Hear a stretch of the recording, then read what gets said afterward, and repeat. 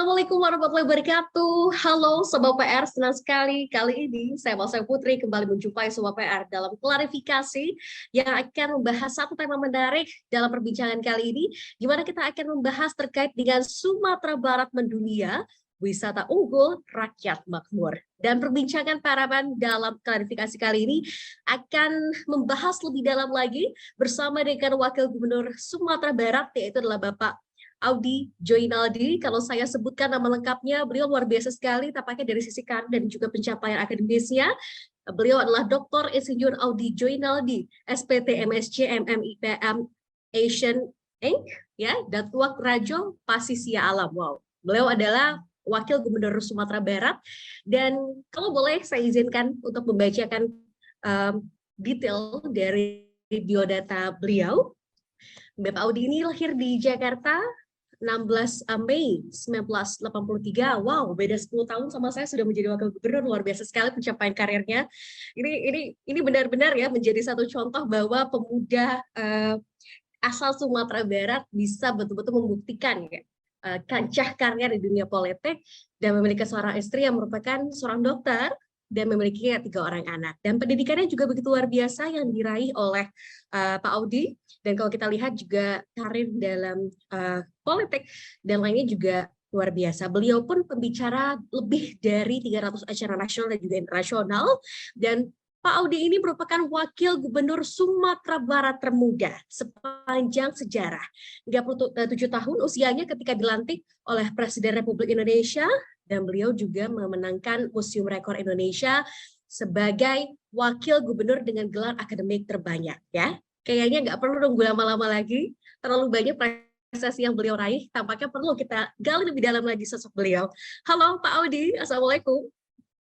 Waalaikumsalam warahmatullahi wabarakatuh. Wah, Pak Audy, saya tadi baca profil Bapak, luar biasa ya. Ini dapat rekor muri karena pencapaian akademisnya sangat banyak, terbanyak, begitu ya. Belum lagi usianya ketika itu dilantik menjadi wakil gubernur adalah di umur 37 tahun, Pak Audy. Apa, mungkin sebelum kita mulai perbincangan, semangat modernitas Bapak yang akhirnya dibawa ketika menjabat sebagai wakil gubernur itu seperti apa sih? Mungkin banyak yang bertanya-tanya, 37 tahun mungkin belum banyak orang terpikirkan untuk menjadi seorang wakil gubernur misalnya. Ya, makasih Bu Mas Ayu, teman-teman media yang hadir pada sore hari yang berbahagia ini. Assalamualaikum warahmatullahi wabarakatuh.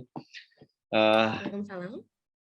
Saya cukup surprise pas melihat ternyata saya sampai 115 dari berbagai daerah. Saya lihat ada Makassar, Wonosobo, Purwodadi, Bojonegoro, Nganjuk, nih Pekalongan, artinya seluruh Indonesia.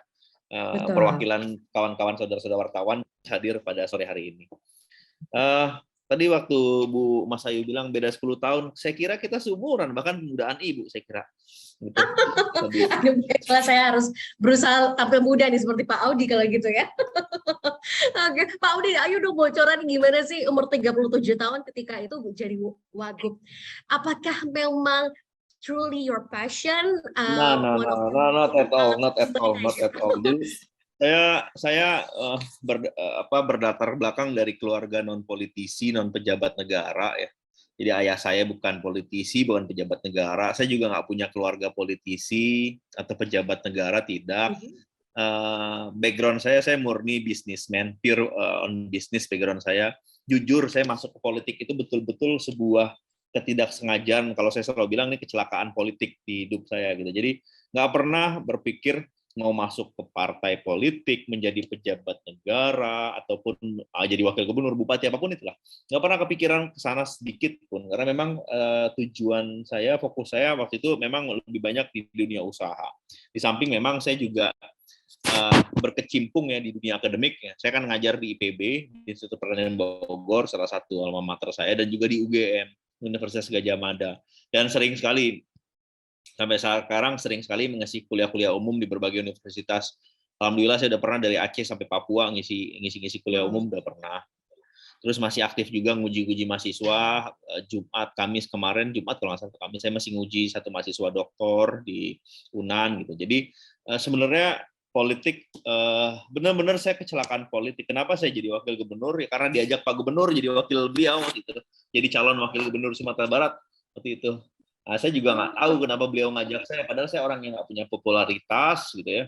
Karena to be honest, I was born and raised in Jakarta gitu. Bapak saya orang Padang, ibu saya orang Solok, Sumatera Barat. Tapi saya lahir besar di Jakarta karena ibu saya udah merantau semenjak beliau-beliau ini tamat SMA. Jadi itu, cuman kalau saya tanya dengan Pak Gubernur, gitu, kenapa beliau ngajak saya gitu, beliau sendiri jawabnya, beliau juga nggak tahu kenapa, karena intuisi aja katanya. Jadi kemarin Pilkada 2020 itu adalah panggung politik pertama saya, kontestasi politik pertama saya, ikut menang udah gitu. Oke. Nggak nyangka ya, akhirnya bisa dibilang aku tadi tiba-tiba nyemplung, tapi ternyata memang pilihan Pak Gub kayaknya nggak salah ya, dengan mungkin pengalaman dan banyak sekali prestasi yang sudah diraih gitu. Dan Pak Audi, hari ini kita juga akan mendengarkan sambutan yang akan disampaikan oleh Vice President dari Media Network, ada Mbak Andika Taselia. Halo Mbak Andika, silakan mungkin dapat memberikan sambutannya pada sore hari ini untuk Pak Audi, dan juga sekaligus informasi bahwa betul sekali Pak Audi, kita ini tersebar dari Sabang sampai dengan Merauke. Silakan Mbak Andika. Oke, halo semuanya. Assalamualaikum warahmatullahi wabarakatuh. Selamat sore Bapak Audi ya. Salam kenal. Saya Andika Taselia. Saya VP for Media Network di Pikiran Rakyat Media Network ya. Terima kasih sudah menyempatkan waktunya nih di sela-sela kesibukannya ya sebagai Wakil Gubernur Sumatera Barat untuk bisa hadir di forum klarifikasi bersama dengan forum Pimret Pikiran Rakyat Media Network ya. Mungkin boleh sedikit cerita selayang pandang ya Pak Audi ya.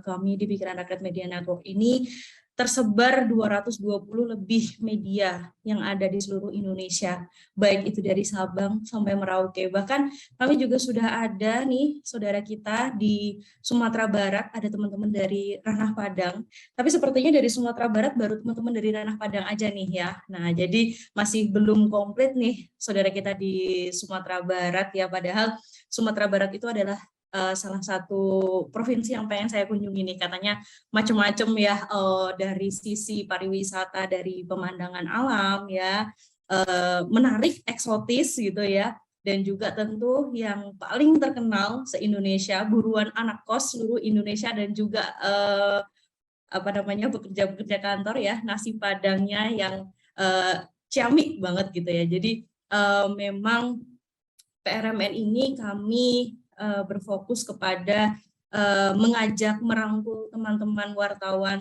di Indonesia untuk yuk kita menjadi menjadi pengusaha media gitu ya, berbasis kedaerahan gitu.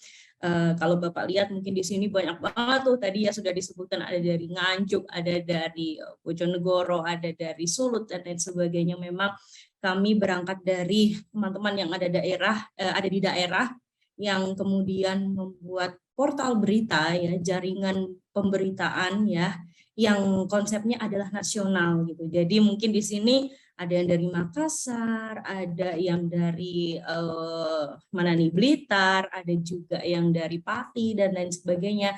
Tapi jangan salah, kami adalah portal-portal berita nasional ya, yang hanya lokasinya dan juga markasnya itu ada di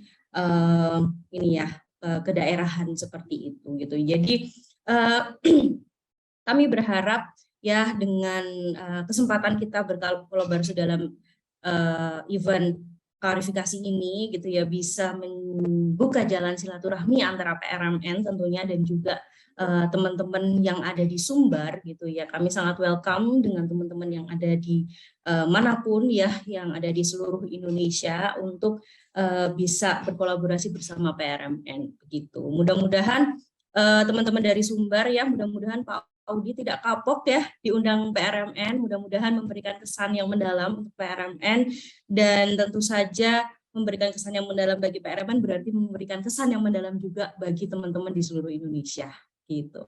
Oke, terima kasih banyak. Mungkin itu ya yang bisa saya sampaikan, Teh Mas Ayu ya, Pak Audi. Mudah-mudahan klarifikasi hari ini bisa berjalan dengan seru ya. Kita ngobrol-ngobrol bareng dengan Pak Audi. Rekan-rekan Pimret, silahkan enjoy klarifikasi hari ini. Oke, terima kasih Teh Mas Ayu, terima kasih Pak Audi. Terima kasih banyak Mbak Andika sudah memberikan sambutannya pada hari ini selaku Vice President dari Media Network Tiga Rakyat ya. Oke, dan Pak Audi, kalau tadi Pak Audi bilang Pak Audi itu ada sosoknya ayah asli Padang. Kalau saya tuh ada turunan Silungkang ya Pak. Padahal saya orang Palembang, ayah saya, tapi ibu saya ada orang Silungkangnya ya. Jauh banget ya dari Padang ke dalam-dalam lagi. Jadi kangen saya pulang kampung ya. Oke, baiklah. Dan Pak Udi, seperti yang kita tahu ya, bahwa Sumatera Barat ini adalah salah satu provinsi terindah dengan wisata budayanya yang luar biasa. Dan ini diakui secara dunia. Bahkan kalau kita bicara soal cita rasa makanan, masakan Padang ini kan diakuinya bukan hanya skala nasional ya, tapi dunia. Kita tahu bahwa salah satu makanan favorit adalah rendang. Rendang sendiri pernah menjadi atau diakui sebagai kuliner terenak di dunia tahun 2017 versi CNN. Tapi di 2021 peringkat rendang ini harus turun ke posisi ke-11. Akan ada rekan kita yang pertama, yaitu adalah Mbak Fahimah Andini. Ini Wong Kitogalo dari Metro Palembang News yang akan bertanya dengan Pak Audi. Ini terkait dengan rendang. Apa pertanyaan Mbak Fahimah terkait rendang? Kita langsung saja sapa Mbak Fahimah. Halo Mbak Fahimah. Ya, halo Mbak Ayu. Iya, Wong Kitogalo nih Suara Mbak saya. Fahimah. Kira-kira pertanyaannya apa nih? Oke kok. Suaranya oke. Silakan, Suaranya Mbak Fahimah. oke kan? Ya, makasih Aman. untuk Mbak Ayu. Ya, makasih untuk Mbak Ayu kesempatannya. Pertanyaan saya untuk Pak Audi, Pak Wagub, bagaimana sih Pak langkah dan strategi Pemprov Sumbar itu dalam mendukung kuliner Sumatera Barat lainnya agar mendunia seperti rendang? Bahkan harapannya rendang itu tetap menjadi kuliner dengan cita rasa terenak di dunia. Itu Mbak Ayu, pertanyaan untuk Pak Wagub. Oke, terima kasih Mbak Fahimah atas pertanyaannya dari Metro Palembang. Yuk silakan Pak Audi, gimana nih mempertahankan? Terima kasih Palembang sebelumnya. Iya. Jadi kalau kita bicara gini ya, kita pergi ke Thailand. Oke, gini, di Jakarta atau di Indonesia banyak sekali restoran Thailand. Banyak sekali restoran Jepang. Di Jakarta atau di kota-kota besar lain di Indonesia, restoran Thailand, restoran Jepang banyak. Tapi kalau coba kita pergi ke Bangkok, ada nggak restoran Indonesia? Ada, tapi sangat dikit sekali. Atau kita pergi ke Jepang, ada nggak restoran Indonesia? Ada, tapi sangat dikit sekali.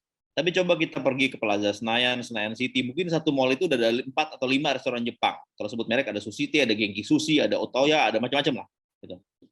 Terus kenapa ya? Kok waktu itu saya diskusi sama Bang Sandi, ya, Menteri Pariwisata Ekonomi Kreatif. Bang, kenapa ya di Bangkok itu restoran Indonesia sedikit, tapi di Indonesia banyak sekali restoran Thailand, Bangkok. Kenapa begitu ya?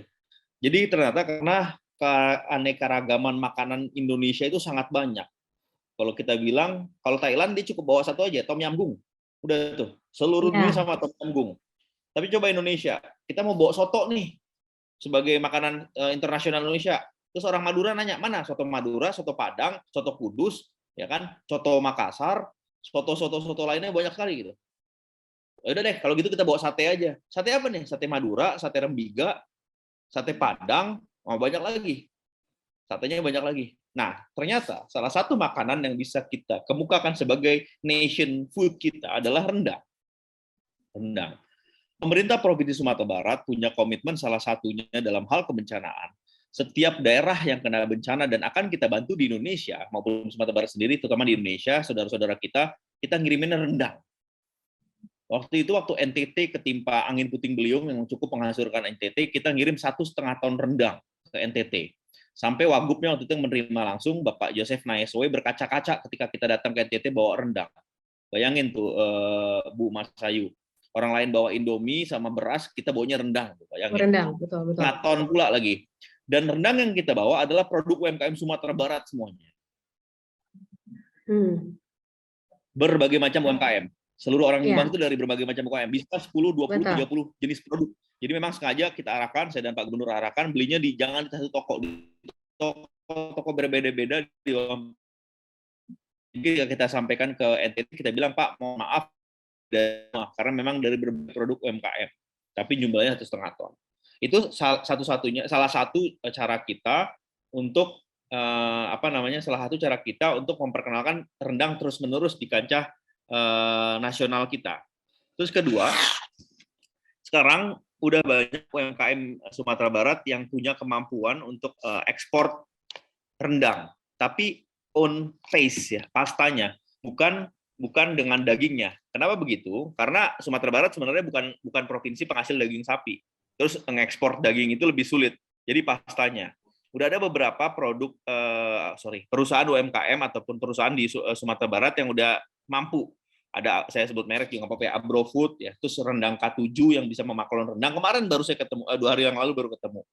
Mereka maklon rendang itu banyak juga dikirim ke luar negeri. Tentunya udah menyesuaikan ininya rasanya. Jadi nggak spicy lah, tapi mild gitu. Itu udah ekspor juga. Terus biasanya kita juga support dari Sumatera Barat rendang sebagai untuk haji dan umroh. Itu juga pastanya karena nggak dengan dagingnya. Nah, itu sebenarnya wujud-wujud komitmen pemerintah Provinsi Sumatera Barat dalam memperkenalkan bukan hanya rendang ya, tapi makanan Padang, nasi Padang yang lainnya. Makanya kemarin kita juga nunjuk Arif Muhammad sebagai, beliau kan orang asli orang Awak. Arif Muhammad, salah satu influencer Indonesia, sebagai duta nasi Padang.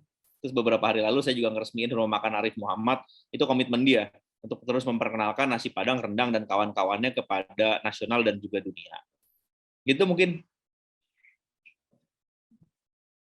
Bu Mas Ayu. Komitmen ini juga tentunya perlu diikuti oleh banyak generasi muda lain ya. Arif Muhammad sudah melakukan itu, tapi mungkin banyak harapan kita para diaspora Indonesia yang ada di luar sana. Mungkin kalau semakin banyak membuka gerai-gerai restoran Padang, saya yakin kita bisa masuk lagi ke rank 1 sih Pak.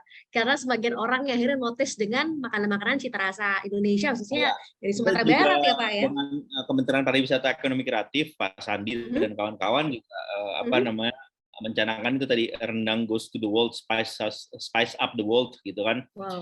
Cuman memang yang kita kirim itu bahan bakunya. Tapi kalau beberapa perusahaan yang udah bisa membuat paste dan udah menjadi layak ekspor tuh dilakukan. Ya itu contoh tadi Abrofood, rendang K7 itu perusahaan-perusahaan asli Sumatera Barat ya. Ada di Padang dan di Pariaman, Kota Pariaman, itu mereka udah ekspor bumbunya. Oke. Dari bumbu itu sebetulnya juga bisa jadi mempermudah ya. Kayak seperti Bapak tadi bilang, kita kalau masak tom yum aja sekarang belinya tom yum paste-nya gitu, karena udah bisa ditemuin dimanapun gitu ya. Oke. Pak Audi, dari rendang kita akan beralih ke daerah yang kalau saya datang ke sana pasti saya nyarinya gonggong sama minum teh obeng. Kita mau ke Batam nih setelah ini ya. Ada rekan kita dari Batam yaitu adalah Mas Ahmad. Halo Mas Ahmad. Halo Mbak, selamat sore. Mas Ahmad, apa pertanyaan yang akan disampaikan nih untuk Pak Wagub kita? Kayaknya Mas Ahmad juga banyak bertanya soal pariwisata juga nih. Silakan. Ya, Assalamualaikum warahmatullahi wabarakatuh. Selamat sore. Salam kenal Pak Wagub. Izin, saya Ahmad dari sudutbatam.com. Mungkin sedikit yang ingin saya tanyakan Pak, menambahkan Mbak Fahimah tadi.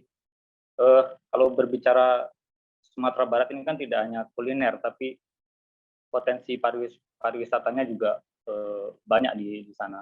Namun sayangnya sepertinya belum terlalu diprioritaskan secara nasional dalam sektor pariwisata nih Pak. Mungkin ke depan seperti apa sih Pak program untuk mendukung pariwisata dan kebudayaan di Sumbar ini. Kemudian yang kedua Pak, terkait infrastruktur. Mungkin kalau berbicara pariwisata, infrastruktur ini kan juga punya peranan penting gitu. Nah, seperti apa juga program dari Pemprov Sumbar untuk meningkatkan infrastruktur di sana Pak. Sekian Pak, terima kasih. Terima kasih Mas Ahmad. Silakan Pak Wagub jawabannya. Kalau menurut saya 2 kunci dari tourism atau pariwisata itu 2 sebenarnya. Cleanliness and services. Itu 2 kunci dari pariwisata. Infrastruktur coming after that menurut saya. Nah, kebetulan Mas Ahmad, kita insya Allah tahun depan Sumatera Barat itu mencanangkan tahun kunjungan wisata, Visit Beautiful West Sumatra 2023. Mungkin kita satu-satunya provinsi atau sedikit provinsi di Indonesia yang berarti mencanangkan tahun kunjungan wisata. Karena waktu itu kita berpikir, ide dari kita juga nih, kita berpikir setelah COVID ini akan terjadi boom di wisata. Kalau 2024 udah masuk tahun politik, nanti akan kacau, jadi lebih bagus 2023. Dan alhamdulillah, kalau dari wisata, sekarang kan banyak yang arahnya ke desa wisata. kebetulan Sumatera Barat termasuk provinsi yang 5 besar lah. Kadang waktu itu pernah 3 pernah 5 yang menyumbang pendaftaran desa wisata terbanyak di Kementerian Pariwisata Ekonomi Kreatif. Tahun lalu di 50 besar, alhamdulillah kita masuk 4. Tahun ini persaingan makin ketat sekali di desa wisata. Kita masuk 3 desa kita dari 50 desa wisata di Indonesia. Jadi itu salah satunya. Terus kalau kita lihat potensi wisata di Sumatera Barat, kan memang kita provinsi yang termasuk punya banyak danau, lautnya juga sangat bersih, sangat indah ya, karena saya hobi banget jet ski. Jadi saya cukup hafal pulau-pulau di Sumatera Barat, laut-lautnya, terus gunungnya, lembahnya keren-keren banget. Memang ketika COVID kita kehantem terjadi penurunan turis domestik itu 1,8 juta. Cuman notes yang perlu dicatat adalah ternyata Sumatera Barat termasuk provinsi yang okupansi rate hotelnya termasuk cukup tinggi ketika COVID. Kita masih hit di angka 60%. Saya nggak tahu kenapa, mungkin karena salah satunya penduduk kita cuma 5,6 juta nih, 19 kota kabupaten 5,6 juta, kita peringkat 11 nasional dari jumlah penduduk.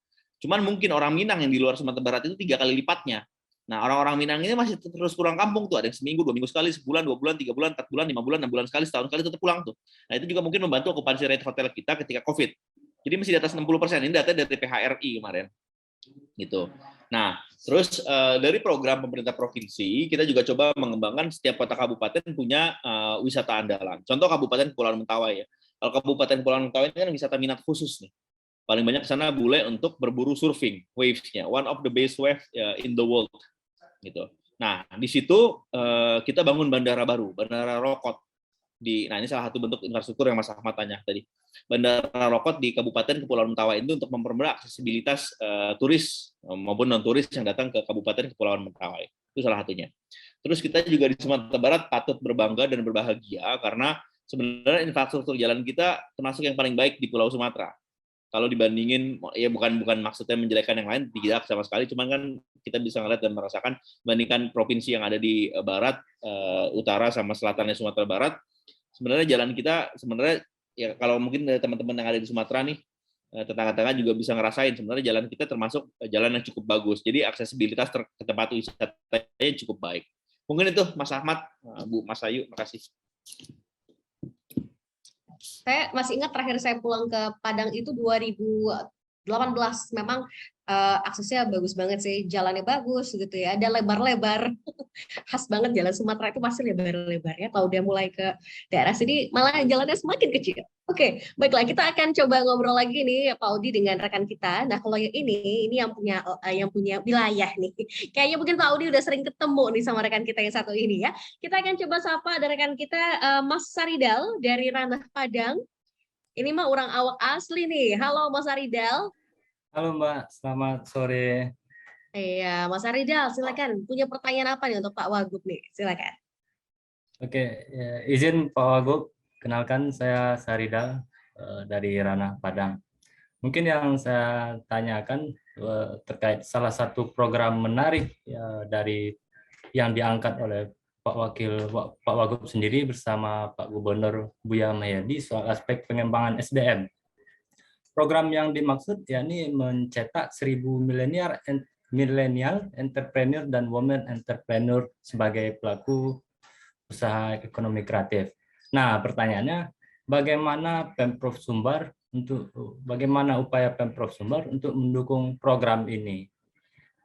Terkait hal ini juga Pak Wagub, PRMN juga memiliki program mediapreneur dan contentpreneur yang merekrut banyak entrepreneur baru di bidang media. Nah, kemudian juga ada merekrut penulis berita baru. Namun di Sumatera Barat, Pak Wagub, baru hanya ada satu, yakni Ranah Padang. Mungkin hal ini bisa menjadi salah satu kerjasama yang baik Pemprov Sumbar dengan PRMN. Mungkin itu saja Pak Wagub. Saya kembalikan ke Mbak Ayu. Terima kasih. Oke, terima kasih Mas. Silakan Pak Wagub jawabannya dari Mas Saridal. Oke. Makasih, bukan Mas kalau di Padang. Udah Saridal. Ya, iya benar ya. Oke, silakan. Terima kasih udah Saridal. Memang salah satu, daerahnya orang Minang kan emang udah daerah pedagang ya sebenarnya. Terus di Sumatera Barat ini UMKM-nya sangat berkembang, sangat pesat. Kalau Bu Mas Ayu suatu waktu main ke kantor saya nih bisa ngeliat, saya punya display di ruangan saya sendiri ya.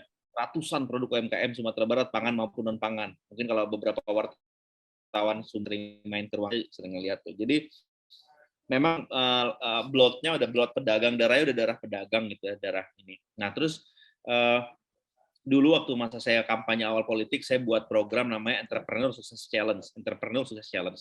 Di situ ternyata saya berhasil ngumpulin banyak sekali wirausaha muda Minang di berbagai bidang. Nah, saya usul ke Pak Gubernur waktu itu, Buya, Gubernur kita kan Ustadz Buya kalau di sini ya. Saya mungkin bagus kita masukkan program Creating Entrepreneur kepada anak-anak muda kita. Nah, program ini, jadi kita masukkan ke dalam rancangan RPJM kita, dan masuk ke dalam program unggulan dan program-program dinas. Kita sebar kalau nggak salah 15-16 OPD, bukan hanya dinas koperasi UMKM aja, ada dinas pertanian, kehutanan, peternakan, perikanan, pemuda olahraga, dinas tenaga kerja, macam-macam program-program yang terkait entrepreneur. Tentunya ya kita kalau Pemprov ini bukan lembaga keuangan ya, mesti diingat bukan institusi keuangan. Jadi kita bukan bantu permodalan, tapi membukakan akses permodalan ke institusi keuangan baik perbankan maupun non perbankan, dan membuatkan program pelatihan, program peningkatan skala usaha, program perluasan dari tempat usaha, itu kita lakukan. Contoh kemarin di Dinas Perikanan Kelautan ada program perluasan tempat usaha yang udah existing. Usahanya adalah pengolahan hasil ikan tuna. Jadi nugget, jadi dimsum, jadi somai gitu-gitu, terus jadi nugget stick macam-macam, tuna stick macam-macam. Nah itu kita kita bantu perluasan usahanya. Nah jadi creating entrepreneurs itu bukan semata-mata menciptakan entrepreneur baru, bukan, tapi juga membantu mereka naik level, naik kelas, memperluas pasar dan sebagainya. Nah program itu untuk mendukung program unggulan GUP itu kita sebar di OPD-OPD dengan anggaran masing-masing OPD dinas, dan juga kerjasama dengan universitas ya. Ada dengan UNAN, dengan Sekolah Bisnis IPB, Kementerian Pariwisata Ekonomi Kreatif juga, Kementerian Koperasi UMKM juga kerjasama dengan itu, dan juga kerjasama dengan lembaga-lembaga swasta lainnya, perbankan gitu, membantu membukakan KUR, BRI, Bank Nagari, BNI dan sebagainya. Itu garis besarnya udah Saridal. Terima kasih. Oke, jadi kerjasamanya juga cukup banyak ya dengan akademisi, dengan kampus-kampus gitu, karena memang sampai sekarang pun ya, yang namanya orang Padang, orang awak, kalau ibaratnya melancong ke tempat manapun, pasti ada yang dagang, masuk orang tua saya ya. Oke, baiklah. Dan Pak Udi, ini ada satu statement juga dari rekan kita dari Semarang yang bicara bahwa Sumbar wisatanya paling oke. Saya dari Semarang sudah pernah touring keliling Sumbar sampai Lembah Harau dan juga mencari kakek saya yang hilang di Padang Pariaman tapi nggak ketemu katanya ya. Keren pesona alam di sana Pak Wagub, mantap, bener banget, mantap banget. Terima kasih Mas Heru dari Semarang. Dan next kita akan panggil rekan kita juga yang akan bertanya, yaitu adalah dari Pati. Nah, kalau tadi Sumatera semua, kita akan ke Pati. Ada Mas Rosyid dari Portal Pati. Halo, Mas. Siap, Rosyid. Halo. Siap. Oke. Wah, ini benar-benar Mas Rosyid karena dari Pati ya. Oke, Mas Rosyid, silakan. Apa pertanyaannya nih untuk Pak Wagub? Oke, baik. Mohon izin Pak Wagub, saya Abdul Rosyid dari portalpati.com. Mungkin untuk pertanyaan kali ini akan sedikit berbeda dengan pertanyaan yang sebelumnya, karena mungkin pertanyaan ini akan menyinggung sedikit tentang berkaitan dengan politik. Tidak dipungkiri bahwa sebentar lagi tahun 2024 itu sudah semakin dekat, dan tentunya salah satu daerah yang paling banyak didekati dari berbagai elit partai tentunya adalah Sumatera Barat.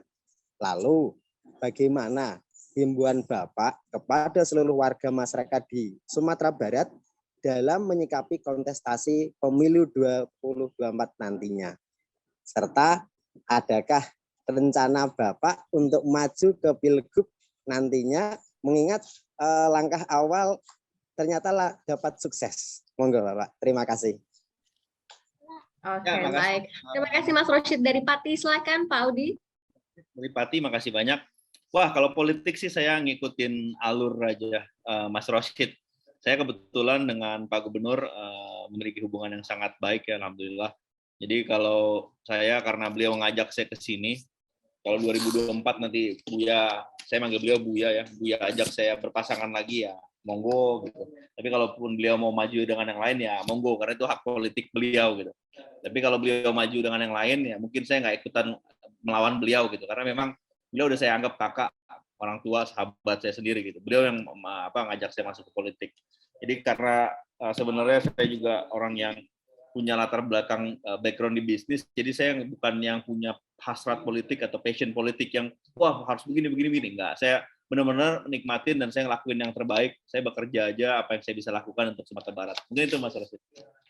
Oke, kalau nggak ke Sumber, apakah mungkin akan kembali ke Jakarta karena born and raised in Jakarta? Apakah mungkin nanti akan ke DKI, Pak Audi? DKI, kalau DKI saya punya rumah di Jakarta, anak istri saya juga saya kerja di Jakarta, anak saya sekolah di Jakarta, jadi it's not a big deal for me gitu. Maksudnya jadi saya nikmatin aja di politik ini, lebih kurang saya masih menjabat 2,5 tahun lagi. Terus karena penuh ketidakpastian tuh Mas Rosid, kita lihat arahnya kemana lah. Ya kalau nggak jadi wagub juga, kalau Mas Rosid mau negur, mau itu juga masih monggo Mas. Oke, Pak Audi, kita tahu bahwa Pak Audi orang Padang, orang Awang ini kan tersebar di mana-mana. Ada yang jadi diaspora, ada yang bahkan masih di Indonesia, tapi semuanya ini merantau. Apa mungkin harapan dari Wakil Gubernur Sumatera Barat untuk para perantau ini yang tentunya diharapkan bisa membawa harum dan terus mempromosikan budaya dan keragaman yang dimiliki oleh Sumatera Barat di mata nasional maupun juga dunia. Apa pesan dari seorang Pak Audi? Ya, pertama saya bersyukur ya jadi kepala daerah Sumatera Barat, karena memang ternyata orang Minang itu di mana-mana itu, Mbak Mas Ayu. Betul. Jadi ketika habis Lebaran itu, setelah COVID ini mulai melandai, itulah saya merasakan nggak habis-habis itu silaturahmi. Dan hebatnya silaturahmi diundang kita ke seluruh Indonesia. Mulai dari Papua, Bali, Nusa Tenggara, Jawa, di berbagai tempat tuh. Sampai saya masih dapat undangan sampai ke Kalimantan, tapi memang karena waktu kita bisa memenuhi beberapa. Jadi itu salah satu berkahnya. Dan berkah itu ternyata membawa berkah juga untuk kami yang di ranah itu maksudnya di Sumatera Barat. Kenapa begitu? Ternyata orang-orang rantau itu, saudara-saudara kami di rantau itu, kenapa Sumatera Barat ekonominya nggak buruk-buruk amat terhantam ketika COVID, ternyata mereka masih rajin ngirimin uang ke kampungnya. Bayangin kalau ada 15 juta orang di luar Sumatera Barat, masing-masing ngirim ya 100.000 sampai 1 juta range-nya ke kampungnya, itu kan membantu banget pergerakan ekonomi Sumatera Barat. Nah, untuk orang-orang saudara-saudara kami di rantau ya, teruslah berkarya dimanapun saudara berada, di rantau dimanapun berada, teruslah menghasilkan sesuatu yang produktif, tapi jangan pernah lupakan kampung halaman. Saya aja lahir besar di Jakarta, sekarang akhirnya saya mewakafkan diri saya untuk Sumatera Barat. Itu juga amanat dari orang tua saya waktu itu. Saya bilang, ngapain ya saya maju jadi wakil gubernur Sumatera Barat, akhirnya mah gede aja nggak di sana. Ya saya bilang nggak perlu lahir gede di sana, kalau perlu mati di sana gitu. Jadi apapun, sekecil apapun yang bisa kita bantu untuk kampung kita, untuk ranah kita, untuk Sumatera Barat, lakukanlah. Ada yang bisa bantu pemikiran, ide, ada yang bisa bantu uang, tenaga, apapun itu lakukanlah. Dan sampai sekarang saya merasa bantuan dari rantau ini, saudara-saudara kami di rantau ini sangat luar biasa untuk Sumatera Barat gitu Bu Mas Ayu. Oke, nah terakhir, kita pasti pengen ya seorang Arif Muhammad lainnya juga bisa lahir dari Indonesia untuk bisa menjadi duta-duta baik itu produk makanan dan lain sebagainya. Apa rencana ke depan dari seorang Pak Audi Joinaldi? Kita tahu Bapak juga usia masih muda banget gitu ya. Masih potensinya masih cukup panjang walaupun nggak terlalu passion di politik tadi bilang, tapi masih punya langkah ke depan lah gitu. Apa mungkin yang ingin dilakukan oleh seorang Audi Joinaldi untuk Sumatera Barat? Kalau untuk para sekarang pemudanya. Terus ingin kita udah mapping ya, selain Arif Muhammad, Akbar Rais juga itu drifter nasional kita juga ngebantu, influencer orang Minang bantu sini. Saya ingin di masa jabatan saya, khususnya karena saya di pemerintahan sekarang, ingin terus membantu Sumatera Barat dari berbagai bidang, ingin terus dalam tanda kutip memviralkan Sumatera Barat dari berbagai bidang. Saya hari ini melepas 2 rombongan Jamber Nasional Pramuka Sumatera Barat dan juga persiapan tim kafilah LPTQ, MTQ Sumatera Barat di Kalimantan Selatan. Jadi pesan saya hanya satu, kalau kalian di luar Sumatera Barat mengikuti event-event, terus sebutkan kebaikan-kebaikan provinsi kalian. Jangan bicara yang jelek-jelek tentang provinsi kalian. Kasih tahu keindahan pariwisatanya, keramahan orangnya, enak makanan. Terus promosikan hal-hal positif tentang Sumatera Barat sebenarnya. Supaya makin banyak orang datang ke Sumatera Barat, makin banyak uang berputar Sumatera Barat, makin terkenal Sumatera Barat. Jadi 2,5 tahun ini saya ingin membawa manfaat apapun yang terbaik untuk Sumatera Barat. Juga di bidang pemerintahan, saya selalu berkomunikasi dengan pemerintah pusat, program-program apa aja, bantuan apa aja, dan apa aja yang bisa kita tarik ke Sumatera Barat untuk pembangunan Sumatera Barat dari segala bidang. Gitu. Dari segala bidang. Pak Audi Joinaldi, terima kasih banyak sudah meluangkan waktunya untuk berbincang di klarifikasi PRMN kali ini. Kita berharap nanti 2,5 tahun ke depan mungkin ketemu lagi dengan langkah politik atau mungkin gebrakan lainnya dari seorang Pak Audi Joinaldi ya. Terima kasih banyak Pak sudah menyampaikan waktunya. Terima kasih banyak juga untuk teman-teman dari seluruh Indonesia yang sudah join hari ini. Selamat sore, sampai jumpa lagi Pak Audi. Sampai jumpa. Assalamualaikum warahmatullahi wabarakatuh.